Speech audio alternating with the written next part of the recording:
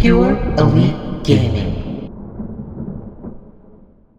Okay, so as you guys know, a big portion of this channel I used to primarily talk about Dragon Ball, but it was more so on a toxic level, which I've definitely gotten away from that throughout the years. But there is something that I was just recently thinking about as far as with Dragon Ball, and I said, well, let's talk about it on the video. Vegeta's prideful downfall in the Cell games, and well, let's have a discussion about what I mean by this.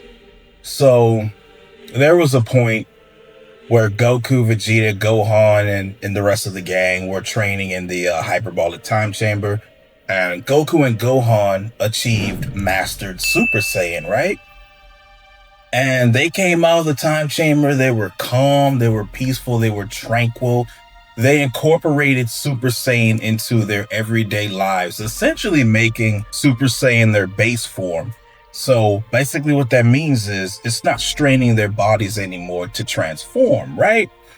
And Vegeta sees this. He sees this, and Goku pretty much explained, why they're remaining in Super Saiyan. Vegeta understood it, and yet still goes back in the chamber to train the way he always trains. And then the second go around, he didn't take Trunks with him, so he didn't have a sparring partner to maximize his training in the time chamber, if you will. So he pretty much handicapped himself. And then Goku made a mention of, spending the whole year in the time chamber was kind of pointless because just that hardcore training and then that environment can also do harm to your body. And of course, Vegeta spends the whole time in there, and he must have got burnt out, not even realizing it, because when he came out, he was still nowhere near as strong as Goku was. He didn't even find Mastered Super Saiyan. He never achieved it. Him nor Trunks. As far as with Trunks, I don't really fault Trunks for not being able to grasp what Goku was saying, because Trunks did not have the battle experience of a battle-hardened Vegeta. This is something Vegeta should have said, you know what? Kakarot found a way to do this, so let me follow Kakarot. Let me do what Kakarot did.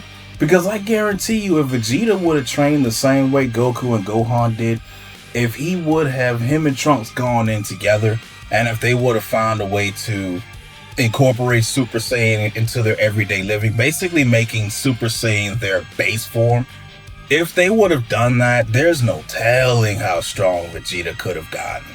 Like, there's no telling. But when he went in there with his prideful mindset, when he went back in that time chamber, he burnt himself out. He never even got anywhere close to Goku's strength. Nowhere close. Goku eclipsed Vegeta so bad that Vegeta got to Goku at 50%. But that's 50%. Like, it just baffles me how bad Vegeta's pride cost him in that instance. Like, Vegeta could have been one of the strongest warriors, if not the strongest, had he would have actually put his pride to the side and actually gone in there. And because Goku figured it out, Goku found a way to maximize Super Saiyan without the drawbacks, without the strain on the body to power up. He basically found a form that was above Super Vegeta and Super Trunks and Super Goku, because he figured it out too. He found a form above that, and that was to master the original form of the Super Saiyan. And Vegeta, just seeing this and still going in the time chamber, training the way he trains, he handicapped himself, and he came out weak. Not weak as far as being a weakling, but he was still under Goku, where all he had to do was, you know what? And then Vegeta had an advantage because he already went in the time chamber once. So he already had that advantage. Why didn't him and Trunks just go in there and follow Goku and Gohan's formula? They should have followed Goku and Gohan's formula. But again, that's Vegeta's pride that cost him in the end. And he came out and he was pretty much fodder in the Cell games. What do you guys think about that? What do you guys think about that? Do you think that Vegeta's pride in the long haul cost him? Because there are many times where Vegeta's pride has cost him in battle. But This is one of those times where it cost him before the battle. But what do you guys think?